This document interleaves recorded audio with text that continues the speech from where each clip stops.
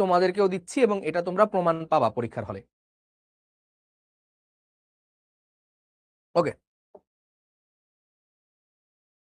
So ক্লাসটা শুরু থেকে শেষ পর্যন্ত মনোযোগ দিয়ে করতে হবে, মনোযোগ দিয়ে করতে হবে।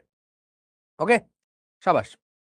বহু নির্বাচনী প্রশ্ন করব, সৃজনশীল প্রশ্ন করব, এবং তার সাথে আমরা পুরো বেসিক থেকে সবকিছু দেখবো। মানে এখানে বেসিক কথাটা লেখা নাই, বাট আমরা বেসিক দেখবো। এবং এই অধ্যায়ের বেসিক খুবই সহজ। হ্যাঁ, আমি যদি জারণ বিজারণ নর্মালি পড়াই তাহলে 20 মিনিটের বেশি লাগে না। জারণ বিজারণ এত সহজ একটা জিনিস যেটা তোমরা অনেকে ভয় পাও। ঠিক আছে, সো এখানে দেখো বিভিন্ন গুরুত্বপূর্ণ প্রশ্ন আছে, প্রত্যেকটা জিনিস তুমি এই ক্লাস শেষে পারবা। সো ক্লাস শেষে আমরা এখানে আসবো আবার, যে তুমি এগুলো আদৌ পারছো কিনা। ঠিক আছে, ক্লাস শেষে এখানে আমি আবার ফেরত আসবো। তো দেখো, প্রথমে কিছু কথা নিয়ে আমি চলে আসি। ঠিক আছে, প্রথমে যা আছে থাক, আমার কোনো এখানে আমার দেখার বিষয় না। প্রথমে আমি দেখব হচ্ছে জারণ, যোজনী এবং জারণ সংখ্যা। কি দেখব? যোজনী এবং জারণ সংখ্যা। সবার কি এটা জানা আছে, যোজনী এবং জারণ সংখ্যা? সবার আগে খাতায় লিখো যোজনী এবং জারণ সংখ্যা। যোজনী এবং জারণ সংখ্যা।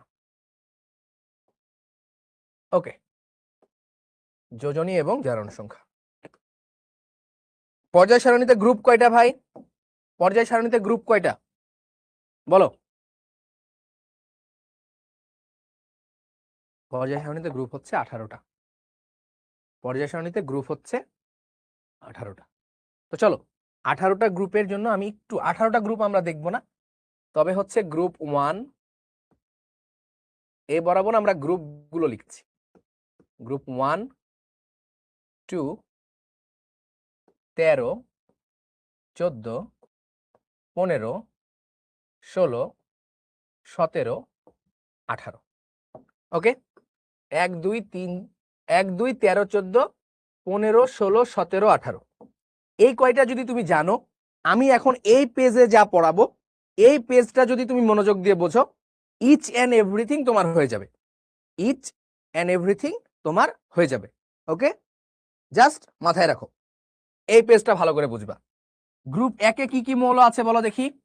হ্যাঁ, হালিনাকে, তাই না?